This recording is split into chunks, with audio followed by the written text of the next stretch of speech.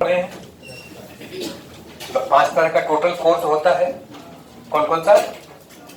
Normal, friction, tension, mg, केज, 5 होता है।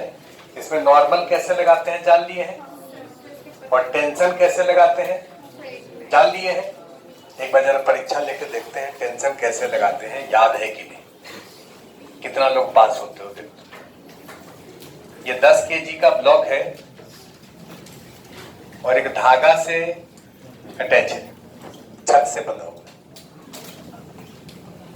तो इस वाले पॉइंट पर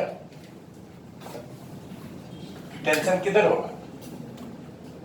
ऐसे परीक्षा ले रहे हैं, टेंशन पढ़ ली हो भाई। तो तीसरा दर आज 9वां क्लास है, मतलब 8 क्लास तक हम लोग नॉर्मल, टेंशन और एमजी केवल इतना लिखना जाने। एमजी तो बच्चा जानता है, नीचे की तरफ अर्थ खींचता है, तो उसको छोड़ दो। नॉर्मल और टेंशन ये तो लिखना जाने हैं। यहाँ टेंशन कितना लगेगा? सर अगर ऊपर से लेंगे तो टेंशन नीचे लगेगा, नीचे से लेंगे तो टेंशन इक्वल होगा।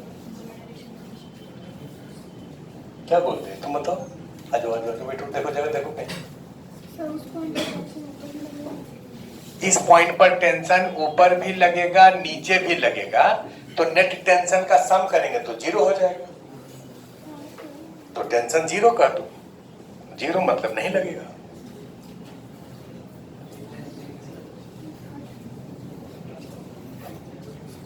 नॉर्मल क्लास है और टेंशन ऊपर भी लगेगा, नीचे भी लगेगा, और दोनों को सम करेंगे। वेक्टर है तो सम करना तो सही है, ये तो बिल्कुल सही है। सम करेंगे तो इतना ही होगा।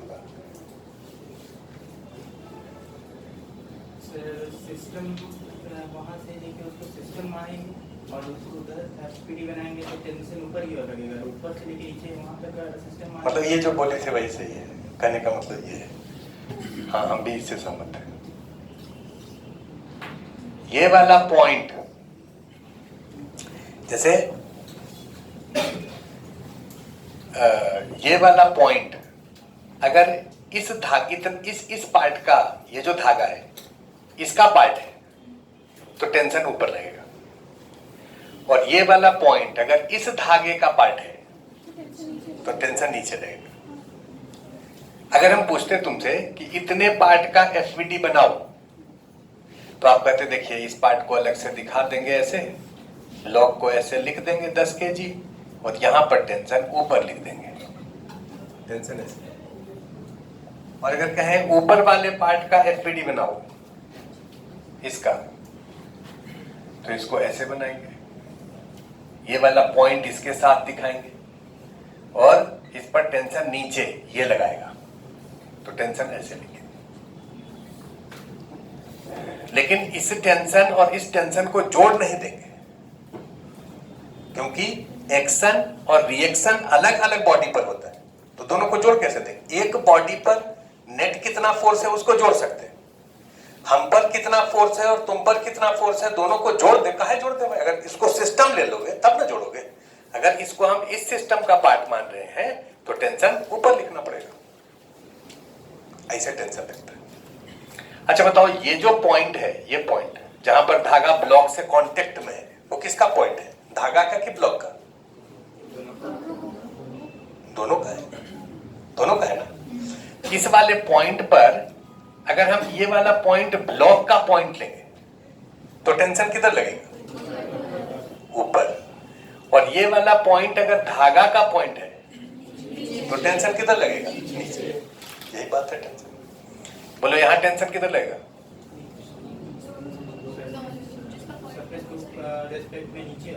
छत को अगर सिस्टम मानेंगे तो नीचे, और धागा को सिस्टम मानेंगे ऊपर। टेंशन ऐसे ही लगता है। स्प्रिंग फोर्स में भी ऐसा ही होता है। तो ये एक स्प्रिंग है जिसका स्प्रिंग कांस्टेंट के है। स्प्रिंग कांस्टेंट को स्टिफनेस कांस्टेंट भी कहते हैं। यह स्प्रिंग कांस्टेंट स्प्रिंग का मटेरियल और उसके बाइंडिंग या नेचर पर डिपेंड करता है। यह स्प्रिंग लोहा का बना है, इस्पात का बना है, गोल्ड का बना है, आयरन का बना है, उस पर डिपेंड करेगा। और इसका जो वायर है उसका थिकनेस कितना है उस पर डिपेंड करेगा। इसका स्टिफनेस क्या है उस पर डिपेंड करेगा। तो जैसे स्प्रिंग आप कई जगह देखते होंगे, एक स्प्रिंग देखते हैं जो पेन में यूज होता है, छोटा सा स्प्रिंग, और एक स्प्रिंग होता है जो कार या बाइक के पहिया में इस्तेमाल होता है, जिसको सॉकर कहते हैं, और एक स्प्रिंग होता है जो ट्रेन का चक्का में इस्तेमाल होता है, उसको भी सॉकर ही कहते हैं। तो ट्रेन के चक्का वाला कभी ध्यान पड़ा होगा, गलती से देखे होगे, अगर नहीं देखे हो ट्रेन देखे हो ना, तो ट्रेन का चक्का भी देखो किए होगे। चक्का में जो स्प्रिंग ऐसे बाहर से दिखता है, बहुत मोटा रहता है, इतना मोटा रहता है, तो उसका स्टिफनेस बहुत ज्यादा है, उसको खींचना मुश्किल है। और जो पेन में यूज होता है उसको खींचना आसान है, आसानी से खींचा जाएगा, और बाइक वाला को खींचना थोड़ा मुश्किल है। जैसे जैसे भारी होता जाएगा वैसे वैसे हेवी स्प्रिंग यूज करते हैं, वैसे वैसे स्प्रिंग का हेवीनेस बढ़ जाता है, उसका स्टिफनेस बढ़ जाता है। ये जो स्प्रिंग है, इसका स्प्रिंग कांस्टेंट, ये कांस्टेंट है, ये आपको गिवन रहेगा। ये अगर नेचुरल लेंथ पर है, अभी ये स्प्रिंग नेचुरल लेंथ पर है, तो अपने एंड पर कोई भी फोर्स नहीं लगाएगा। लेकिन अगर नेचुरल लेंथ से हम इसको इलोंगेट कर दें या कॉम्प्रेस कर दें तो फोर्स लगाएगा। जैसे इस वाले ब्लॉक को यहां से खींच करके यहां ले आए, एक्सटर्नल फोर्स इधर लग रहा है जिससे कि ये ब्लॉक मूव करके यहां चला आया। ये डिस्प्लेसमेंट सपोज x है, तो इस समय इसका एफपीडी बनाओगे तो इस पर नॉर्मल ऊपर लगेगा, mg नीचे लगेगा। ये जो एक्सटर्नल फोर्स है ये टेंशन है, खींचने वाला फोर्स क्या होता है? टेंशन। और स्प्रिंग जो है ये वाला पॉइंट यहां चला आएगा, तो स्प्रिंग इस पर इधर फोर्स लगाएगा, k इंटू एक्स के बराबर। स्प्रिंग फोर्स का मैग्नीट्यूड होता है k इंटू एक्स। एक्स है इलोंगेशन और कॉम्प्रेशन। कहां से? From natural length, natural length. कहीं से भी इलोंगेशन या कॉम्प्रेशन नहीं, नेचुरल लेंथ से इलोंगेशन या कॉम्प्रेशन। और इसका जो डायरेक्शन होगा वो इलोंगेशन के अपोजिट होगा इस बॉडी पर, लेकिन स्प्रिंग पर लिखें तो इलोंगेशन के डायरेक्शन में होगा। इसलिए हम डायरेक्शन नहीं लिख रहे हैं, वो आपको समझा रहे हैं केवल। जैसे ये वाला ब्लॉक जब यहां चला आया तो ये स्प्रिंग जो शुरू में ऐसा था वो इलोंगेट हो गया, इलोंगेटेड स्प्रिंग को दिखा रहे। ये जो यहां पर जो फोर्स लगा रहा है ये स्प्रिंग लगा रहा है। हम लोग एफपीटी किसका बना रहे हैं? ब्लॉक का। जैसे टेंशन लिखते थे वैसे स्प्रिंग फोर्स भी टेंशन ही है, उस टेंशन का वैल्यू k इंटू एक्स होता है। केवल इतना आपको समझना है, डायरेक्शन टेंशन जैसा ही लिखना है। तो इसका एफपीटी जब आप बना रहे हैं तो ये वाला पॉइंट ब्लॉक का पॉइंट है, इसलिए स्प्रिंग टेंशन किधर लगाएगा? इधर। अगर ये धागा रहता तो इधर लगाता। इस टेंशन का मैग्नीट्यूड क्या होगा? kx। बाकी नॉर्मल और mg और ये टेंशन ये तो लग ही रहा है जैसे लग रहा था। लेकिन अगर ये वाला पॉइंट स्प्रिंग का पॉइंट है, ये पॉइंट किसका पॉइंट है? स्प्रिंग का। ये देखो, ये पॉइंट स्प्रिंग का पॉइंट है, तो यहां टेंशन किधर लगेगा? तो आप कहोगे इधर के तरफ लगेगा। कितने के बराबर? k into x. तो जो ब्लॉक है उस पर जो टेंशन लगेगा वो इलोंगेशन के अपोजिट लगेगा। अच्छा बताओ, ये जो दीवार है जिससे कि स्प्रिंग कनेक्टेड है, ये वाला पॉइंट, यहां पर टेंशन किधर लगेगा?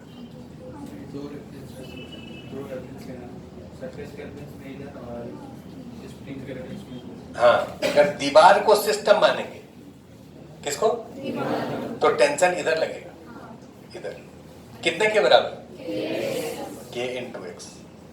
और अगर ये पॉइंट स्प्रिंग का मानेंगे, स्प्रिंग का मतलब दीवार को हटा देते हैं, केवल स्प्रिंग को हम ऐसे दिखाते हैं, तो ये पॉइंट स्प्रिंग का पॉइंट अगर है तो दीवार इस पर इधर फोर्स लगाएगा, k into x. Massless string में सब जगह टेंशन सेम होता है। स्प्रिंग जो है उसके दोनों एंड पर कभी अलग अलग टेंशन नहीं हो सकता, हमेशा सेम ही होगा। इस तरफ अगर kx है तो यहां पर भी kx है। इसको एक्स से जब ये कंप्रेस हुआ है तो नॉर्मल mg, और ये एक्सटर्नल फोर्स लग रहा है इस पर इधर की तरफ, और ये जो पॉइंट है ये स्प्रिंग, ये वाला पॉइंट यहां चला आएगा, स्प्रिंग कंप्रेस हुआ है तो इस पर फोर्स इधर लगाएगा, कितने के बराबर, k into x. X elongation भी हो सकता है और कंप्रेशन भी हो सकता है। कंप्रेस करके अगर यहां पर स्प्रिंग को दिखा दें,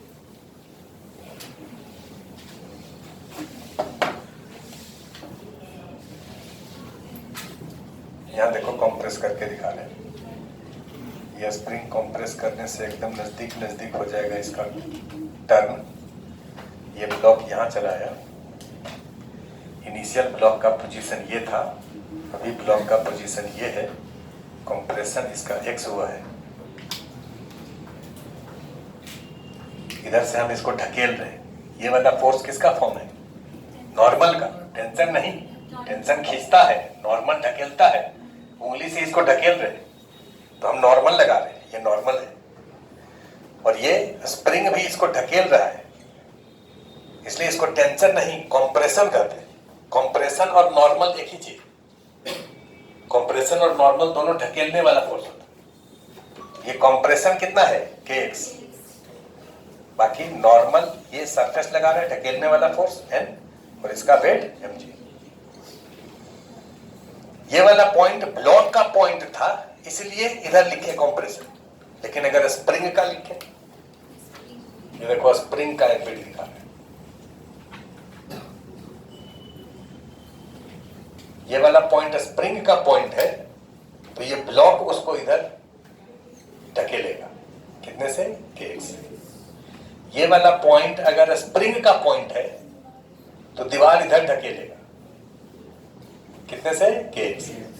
ये दोनों इंड पर स्प्रिंग का एफईडी बनाओगे, दोनों इंड पर हमेशा अपोजिट डायरेक्शन में फोर्स होगा। जब इलोंगेट कर रहे हैं तब भी ये किधर था, ये किधर था, तभी तो इलोंगेट होगा।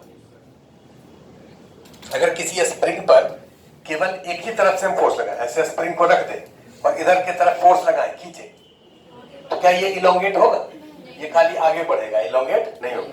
इधर खींचे और इधर भी खींचे, तब वो खिंचाएगा, तब उसमें एक्सपेंशन होगा। तो स्प्रिंग पर दोनों इंड पर फोर्स हमेशा बराबर होगा और अपोजिट डायरेक्शन में होगा। ये वाला पॉइंट अगर दीवार का पॉइंट है तो स्प्रिंग किधर फोर्स लगाएगा, कौशल इधर लगाएगा, ढकेलेगा दीवार को, और दीवार इसको ढकेलेगा।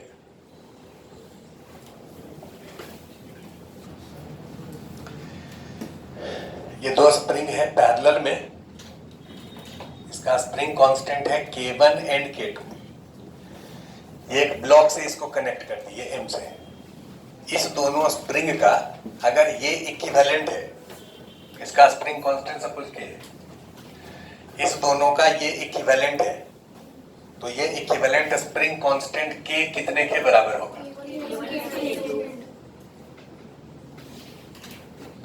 ये प्रूफ कर रहे हैं, इसको प्रूफ करके दिखा रहे हैं। इस दोनों का ये इक्विवेलेंट कब होगा, जब इस दोनों के बराबर वो काम करेगा। स्प्रिंग का काम क्या है कि जब फोर्स लगाते हैं उसके इंड पर तो इलोंगेट होता है, यही काम है उसका। तो ये दोनों के बराबर वो काम करेगा, मतलब यहां पर हम एक ब्लॉक लगा दिए M का, वहां भी M का लगा दिए, और यहां एक फोर्स F लगा दें, यहां भी फोर्स F ही लगाए। इस फोर्स के लगाने से ये सपोज X से डिस्प्लेस हुआ, कितने से, X से, और इस फोर्स के लगाने से ये भी X से ही डिस्प्लेस हुआ। तो आप कहेंगे कि सेम फोर्स लगाए हैं दोनों पर, इसका डिस्प्लेसमेंट जितना है इसका भी उतना ही है, मतलब ये दोनों मिल करके इसको x तक ले गया, वो भी x तक ले गया, मतलब इस दोनों का वो बराबर काम कर रहा है। इक्विवेलेंट का डेफिनेशन सब जगह ऐसा ही होगा। किसी भी दो आदमी का इक्विवेलेंट, ये दोनों का इक्विवेलेंट ये कब होगा, ये कब होगी, होगा नहीं। इस दोनों का इक्विवेलेंट ये कब होगी, इस दोनों के बराबर, ये मार्क्स लाए अगले टेस्ट में। लेकिन फिजिकल कंडीशन सेम होना चाहिए। इन दोनों को जो टीचर पढ़ा रहा है इसको भी वही पढ़ाए, इन दोनों को जिस बुक से पढ़ाया जा रहा है इसको भी उसी बुक से पढ़ाए, इन दोनों को जिस इन्वायरमेंट में पढ़ाया जा रहा है ये भी उसी इन्वायरमेंट में पढ़े, और इस दोनों के सम के बराबर ये मार्क्स लाए, तभी ये इक्विवेलेंट है। इस दोनों को रूम में बंद कर दें और इसको 1 महीना खाली पढ़ाएं और तब सम के बराबर मार्क्स लाए तो इक्विवेलेंट नहीं है। बोलो ना, इक्विवेलेंट होने के लिए फिजिकल कंडीशन सेम होना चाहिए। ये जो दोनों स्प्रिंग है, इस दोनों स्प्रिंग से M कनेक्ट किए हैं, वहां भी M ही कनेक्ट किए हैं। इस पर फोर्स F लगाए हैं, वहां भी F ही लगाए हैं। ये X से डिस्प्लेस हुआ है, वो भी अगर X से डिस्प्लेस हो, क्योंकि फोर्स लगाने से स्प्रिंग इलोंगेट होता है, तो आप कहेंगे कि इस दोनों के बराबर वो काम किया है। तो इक्वेशन देखो लिख रहे हो, ये वाला ब्लॉक यहां पर है, इस पर फोर्स कौन कौन सा लगेगा, ये एक्सटर्नल फोर्स F लग रहा है, और ये स्प्रिंग यहां पर इधर फोर्स लगाएगा और यहां पर इधर फोर्स लगाएगा, इस पॉइंट और इस पॉइंट पर। ये वाला स्प्रिंग कितना K1X और ये कितना K2X। बाकी नॉर्मल ऊपर लगेगा और mg नीचे लगेगा। वर्टिकल में फोर्स बैलेंस, हॉरिजॉन्टल में भी बैलेंस। इधर के तरफ फोर्स F कितने के बराबर, अब यहां पर भी देखो, जब ये X से डिस्प्लेस हुआ है, इस पर नॉर्मल ऊपर लगा, ये नॉर्मल ऊपर है, इसका वेट mg नीचे, एक्सटर्नल फोर्स F इधर और स्प्रिंग फोर्स इधर। स्प्रिंग फोर्स कितना K2X। तो हॉरिजॉन्टल में फोर्स बैलेंस है, F कितने के बराबर K। अब इसका ये इक्विवेलेंट इक्वेशन है, क्योंकि इसका ये इक्विवेलेंट स्प्रिंग है, तो दोनों को इक्वेट करो। लेफ्ट साइड में F है, यहां भी F है, राइट साइड में X है, यहां भी X है, तो X का जो कोफिशिएंट है K, ये कितने के बराबर हो गया K1 प्लस K2। अगर n स्प्रिंग ऐसा ही पैरेलल में लगा रहे हैं तो जनरल इक्वेशन आप लिख सकते हैं K is K1 plus K2 plus K। ये जनरल इक्वेशन होगा पैरेलल कॉम्बिनेशन। पैरेलल कॉम्बिनेशन करने से स्प्रिंग कांस्टेंट बढ़ जाता है। क्या होता है, बढ़ जाता है। लिखिए, समझ लीजिए पहले, ये दो स्प्रिंग है, स्प्रिंग कांस्टेंट K1 K2 है, ये दोनों सीरीज में है, इसको सीरीज करते हैं, और इस दोनों का अगर ये इक्विवेलेंट है, इस दोनों का वो इक्विवेलेंट है, तो इस दोनों के बराबर उसको काम करना चाहिए। फिर से हम वही प्रोसेस कर रहे हैं कि इसके एंड पर एक ब्लॉक लगा दिए, इस पर फोर्स F लगाए, और इस ब्लॉक का डिस्प्लेसमेंट X से हुआ, इस ब्लॉक का डिस्प्लेसमेंट कितने से हुआ X। तो दोनों स्प्रिंग थोड़ा थोड़ा इलोंगेट होगा।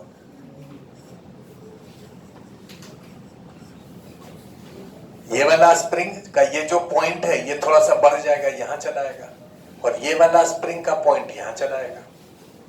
इस स्प्रिंग में कुछ इलोंगेशन हुआ, सपोज X1, इसमें इलोंगेशन हुआ सपोज X2। टोटल इलोंगेशन इसका, ये ब्लॉक यहां था और यहां चलाया, तो नेट डिस्प्लेसमेंट इसका X मान रहे। इस वाले ब्लॉक पर एक्सटर्नल फोर्स लगाए, इसका डिस्प्लेसमेंट कितना हुआ X। इस दोनों को हटा करके दूसरा स्प्रिंग रख दिए, सेम ब्लॉक लगाए, सेम फोर्स लगाए, और डिस्प्लेसमेंट अगर X ही हो रहा है, मतलब इस दोनों के बराबर वो काम कर रहा है। बोलिए ना, इक्विवेलेंट तो डिफाइन ऐसे ही होगा। तो यहां पर भी हम लोगों का एम यही है। अब इसमें इक्वेशन लिखेंगे तो इक्वेशन तो सेम ही होगा। यहां पर भी अगर इस F और X में रिलेशन लिख दे और X से जो मल्टीप्लाइड क्वांटिटी है उसको K से इक्वेट कर देते, इक्विवेलेंट आ जाएगा। वही काम हम लोग यहां करने जा रहे हैं, ध्यान से समझ लो तब लिखना।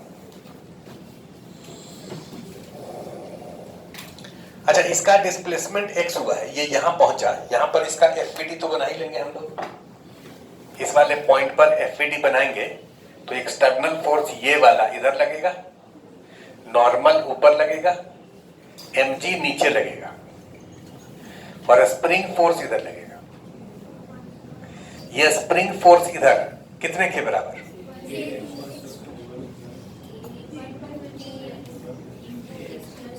बोलो, ये वाला फोर्स कितना होगा, के क्या है? स्प्रिंग कांस्टेंट किसका?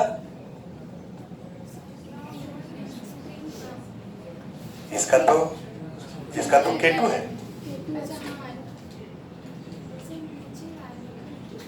अच्छा तुम छोड़ दो, दूसरा किसी को चांस दो। ये लगेगा K2X2। सहमत हो सब लोग? तुम भी सहमत हो? अगर कोई कहे कि सर टोटल इलोंगेशन तो इसका x1 प्लस x2 हुआ है, इसका x1 इसका x2, तो total elongation x1 plus x2 हुआ है, तो ये होगा K2 इसका spring constant into x1 plus x2। कहने के लिए कुछ भी कर सकते हो। ये K1 है सर और ये K2 है सर, तो यहां जो फोर्स लगेगा ये तो K1 और K2 दोनों के कारण, तो K1 प्लस K2 इनटू इसका टोटल इलोंगेशन। इसमें सहमति है, लग रहा है कि हाँ ठीक हो सकता है। अच्छा ऐसा भी सोच सकते हैं कि इसका spring constant K2 into total elongation x। अच्छा ये बताओ स्प्रिंग फोर्स जो है वो कांटेक्ट फोर्स है कि फील्ड फोर्स है? कांटेक्ट होगा तभी स्प्रिंग फोर्स लगेगा। अच्छा इस वाले पॉइंट से ये जो ब्लॉक है उससे किस स्प्रिंग का कांटेक्ट हो रहा है, दूसरे का कि पहले का? तो ये वाला काहे इस पर फोर्स लगाएगा भाई? ये खाली इस पर फोर्स लगाएगा, तो इसका स्प्रिंग कांस्टेंट कितना है? K2, और टोटल इलोंगेशन इस पॉइंट का कितना हुआ है? x, तो K2 इंटू x। समझ हो? लेकिन ये गलत है, सही है ये फोर्स होगा K2X2। लिखिए एफिडिक नहीं, और सोच के बताइए ऐसा सही क्यों है? फोर्स का क्या डेफिनेशन बताए थे? Spring constant into elongation from natural. Spring constant into elongation from natural. ये जो स्प्रिंग है ये तो तुमको साफ साफ दिख रहा है कि कांटेक्ट इस स्प्रिंग से हो रहा है, इससे नहीं हो रहा है, तो ये इस पर फोर्स नहीं लगाएगा। अगर ये वाला स्प्रिंग नेचुरल लेंथ पर होता, हम मान लेते हैं ऐसा करते, जरा सोच करके देखो, थोड़ा इमेजिन करो, और इतना सोच सकते हो तुम, जैसे ये अभी नेचुरल लेंथ पर दोनों है, तो यहाँ पर स्प्रिंग फोर्स ये वाला कितना फोर्स लगाएगा? को 0 लगाएगा। जब ये इधर डिस्प्लेस होने लगा ये भी इलोंगेट होने लगा, और जब यहाँ पहुंच गया तो इसका इलोंगेशन x2 है। अगर हम ऐसा करते कि ठीक है ऐसा करते हैं कि इस वाले पॉइंट को, ये वाले पॉइंट को पकड़ के इसको केवल डिस्प्लेस कर दिया, दोनों को ऐसे पकड़ लिए और इसको ऐसे डिस्प्लेस कर दिए, इसको इलोंगेट होने नहीं दिए। ऐसा भी तो कर सकते थे ना, हम इस पॉइंट को पकड़े और इसको पकड़े और दोनों को डिस्प्लेस कर दिए, x से यहां पहुंचा दिए, तब केवल इसका इलोंगेशन हुआ, इसका इलोंगेशन नहीं हुआ। और यहां जब छोड़ देंगे तो इस वाले ब्लॉक पर ये कोई फोर्स नहीं लगाएगा, क्योंकि अब इसके एंड पर कोई इलोंगेशन नहीं। स्प्रिंग जब इलोंगेट होगा या कंप्रेस होगा तभी खींचेगा या ढकेलेगा। ये जो स्प्रिंग है जब यहां पर है तो इसका इलोंगेशन कितना है? x2। इसका इलोंगेशन कितना है? x2। तो ये अपना इलोंगेशन इनटू अपना स्प्रिंग कांस्टेंट एंड पर फोर्स लगाता है, पर उसी का इलोंगेशन इसमें कहां ऐड कर देंगे? स्प्रिंग फोर्स जो होता है ये स्प्रिंग कांस्टेंट इनटू उसका इलोंगेशन। किसका इलोंगेशन? उसका, जिसका लिख रहे हैं। तो इसका स्प्रिंग कांस्टेंट कितना है?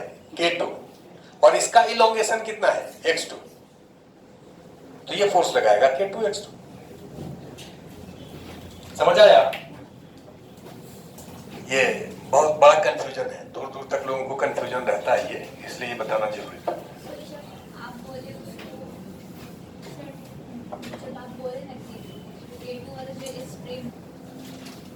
हाँ यहाँ देखो जरा, हमारा एम अब क्या है, जरा ध्यान से देखो, कंप्लीट होगा तो लिखना। हमारा एम ये है कि भाई अभी तो ये ब्लॉक रुका हुआ है तो इस पर फोर्स बैलेंस रहेगा, मतलब इधर फोर्स F कितने के बराबर? K2X2। हमारा एम है इस x2 को x के टर्म में लिखना। किसके टर्म में? और उस इक्वेशन से इक्वेट करना, क्योंकि इस दोनों के जगह वो स्प्रिंग लिए हैं और उसके लिए इक्वेशन आया F = kx। तो x2 को x के टर्म में कैसे लिखें ये सिखा रहे हैं। ये बताइए कि इसमें इलोंगेशन कितना हुआ है x1, इसमें कितना हुआ है x2, और दोनों का सम कितना हो जाएगा x, क्योंकि टोटल इलोंगेशन x है। ये पहला इक्वेशन हो। दूसरा इक्वेशन है, इस वाले पॉइंट को जरा ध्यान से देखो। जब ये यहां पर है, ये वाला पॉइंट यहां पर है, ये रुका हुआ है तो ये भी रुका रहेगा। इस पर फोर्सेस लिखिए। इधर की तरफ फोर्स लगेगा। ये जो पॉइंट है, अगर इसका पॉइंट है इसका, तो ये इसको इधर के तरफ फोर्स लगाएगा, और ये पॉइंट अगर इसका है तो ये इस पर फोर्स इधर की तरफ लगेगा। ये वाला स्प्रिंग इसको जब खींचेगा तो कितने से खींचेगा? K2x2। कितने से खींचेगा? इसका K2 इंटू इसका इलोंगेशन। और ये वाला पॉइंट जब इसको खींचेगा तो कितने से? यही बात तो अब तक समझा है कि स्प्रिंग, कोई भी स्प्रिंग अपने इंड पर जो फोर्स लगाएगा उसका स्प्रिंग कांस्टेंट इंटू उसका इलोंगेशन होगा। अब ये पॉइंट चूंकि स्टेशनरी है तो K1x1 और K2x2 दोनों बराबर हो जाएंगे। इस दोनों को सॉल्व करके x2 को x के टर्म में ले लें। तो हम क्या करते हैं, यहां से x1 को इसमें रख देते हैं। तो x1 को इसमें रखेंगे तो कितना होगा? K2x2 by K1 plus x2 equal to x। अब यहां से x2 को कॉमन ले लो, बचेगा कितना? K2 plus K1 by K1, ये ऐड करने आता है ना, इक्वल टू x। तो x2 कितना हो गया? K1x by K1 plus K2, K1x by K1 plus K2। अब यहां रख देते हैं। तो F is equal to K2 x2 के जगह K1x by K1 plus K2। F proportional to x आ गया, वहां भी F प्रोपोर्शनल टू x है। यहां प्रोपोर्शनलिटी कांस्टेंट जितना है वहां भी उतना ही होना चाहिए। अब इसको उससे इक्वेट करिए, K हो जाएगा K1 K2 by plus K2। इसको आप ऐसे भी लिख सकते हैं, 1 by K is 1 by K1 plus 1 by K2। देख लो, इसको जोड़ दो तो K1 K2 एलसीएम हो गया, K1 प्लस K2 होगा। उल्टा कर देंगे तो K का वैल्यू इतना होगा। ये तो दो स्प्रिंग के लिए प्रूव किए।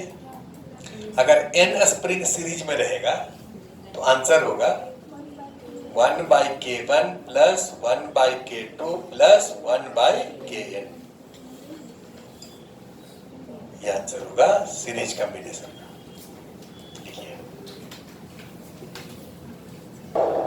ये वाला कैसे याद रखना है सुनो। जैसे ये दोनों सीरीज में है और इस कॉम्बिनेशन को हम x से इलोंगेट किए। इस कॉम्बिनेशन को कितने से इलोंगेट किए? x से। तो इसमें भी इलोंगेशन, इसमें भी इलोंगेशन होगा। इसमें जो इलोंगेशन x1 होगा, x1, ये होगा टोटल इलोंगेशन x इंटू दूसरे का spring constant K2 by K1 plus K2। और इसका इलोंगेशन अगर लिखना है x2 तो ये टोटल इलोंगेशन पहले लिख दो, और इसका लिखना है तो इसका स्प्रिंग कांस्टेंट को ऊपर लिखो, K1 by K1 plus K2। नीचे तो K1 प्लस K2 ही होगा, लेकिन इसका अगर इलोंगेशन लिखना है तो ये स्प्रिंग कांस्टेंट ऊपर आएगा, और इसका लिखना है तो ये स्प्रिंग कांस्टेंट ऊपर आएगा। लेकिन इस बात को रटेंगे तो गड़बड़ा जाएगा। इसको अगर समझेंगे तो ज्यादा सही ढंग से हमेशा उस चीज को समझ आएगा और हमेशा उसको यूज कर सकते हैं। समझाएंगे, लेकिन पहले एक बार इसको यहाँ पर ऐसे घेर दो जिससे कि आपको ये बात समझ आए कि ये जरूरी है। ये दो स्प्रिंग है, 100 न्यूटन पर मीटर स्प्रिंग कांस्टेंट है। स्प्रिंग कांस्टेंट का यूनिट न्यूटन पर मीटर होगा, क्योंकि फोर्स होता है K इंटू एक्स के बराबर। तो K कितना होगा? F by x. F का यूनिट न्यूटन, x का यूनिट मीटर। इसका स्प्रिंग कांस्टेंट है 100 न्यूटन पर मीटर, इसका भी, और इसका है 50 न्यूटन पर मीटर। एक ब्लॉक से कनेक्टेड किए हैं और इधर फोर्स लगा रहे हैं 10 न्यूटन। तो बताना है कि इस ब्लॉक का इक्विलिब्रियम पर कितना डिस्प्लेसमेंट होगा। लिखिए find displacement of block at equilibrium. Find displacement of block at equilibrium. देखो इधर, ये दोनों सीरीज में है कि पैरेलल में है? तो पैरेलल कॉम्बिनेशन कितना होता है? K1 plus K2। तो दोनों मिला के एक स्प्रिंग लिख दिए, एक स्प्रिंग लिख दिए, और इसका स्प्रिंग कांस्टेंट कितना लिखेंगे? 200। बोले ये समझ आया? और ये वाला पॉइंट यहां है, तो यहां पर ये स्प्रिंग को कनेक्ट कर दिए। इसका कितना है? 50, और इससे ये ब्लॉक कनेक्टेड है। इसका इक्विवेलेंट ये होगा कि नहीं होगा? सो बताओ। इधर फोर्स लगाए हैं 10 न्यूटन। अब ये दोनों किसमें है? सब लोग बोलो भाई। तो series combination K1 K2 by K1 plus K2, K1 K2 by, तो K1 किसी को भी K1 K2 मान सकते, इसको K1 मान सकते हो। तो K1 हो गया 50, K2 हो गया 200, K1 plus K2 250, 50 5 40। Net spring constant कितना हो गया? 40। मतलब इस दोनों को हटा करके अब एक स्प्रिंग लगा दो। इस स्प्रिंग का स्प्रिंग कांस्टेंट कितना होगा? 40 न्यूटन पर मीटर। सेम ब्लॉक को लगा दीजिए। अब तो एक स्प्रिंग है, एक ब्लॉक है, फोर्स इधर लगाए हो तो ये डिस्प्लेस होगा ना कुछ। इसका डिस्प्लेसमेंट x मान लो। इक्विलिब्रियम पोजीशन पर फोर्स बैलेंस होगा, तो इधर की तरफ फोर्स लग रहा है 10 न्यूटन, और इधर की तरफ कितना लगेगा? K into x. एक ही स्प्रिंग हो गया ना। K कितना? 40। देखो तो समझ आया? नॉर्मल ऊपर mg नीचे, वो तो बैलेंस रहेगा। तो हॉरिजॉन्टल में फोर्स को बैलेंस कर दिए, तो 10 कितने के बराबर? 40x। x हो गया 1/4 क्या? मीटर। सब ऐसा ही सिस्टम में काम कर रहे हैं। 1/4 मीटर मतलब 25 सेंटीमीटर। देखिए, ये प्रत्येक स्प्रिंग का इलोंगेशन कितना होगा? इसका, इसका और इसका, तीनों का कुछ कुछ इलोंगेशन होगा। देखो next part, find elongation of each spring. इस दोनों में ज्यादा स्टीफर कौन है? 200 वाला। स्टीफर का मतलब उसको खींचना मुश्किल है, उसको खींचना मुश्किल है। अब इस दोनों के एंड पर अगर हम इधर फोर्स लगाए तो ये और ये दोनों खिंचाएगा। देख करके बताओ कि इस दोनों, जैसे टोटल इलोंगेशन हो गया 25 सेंटीमीटर, तो ये ज्यादा कि दोनों बराबर?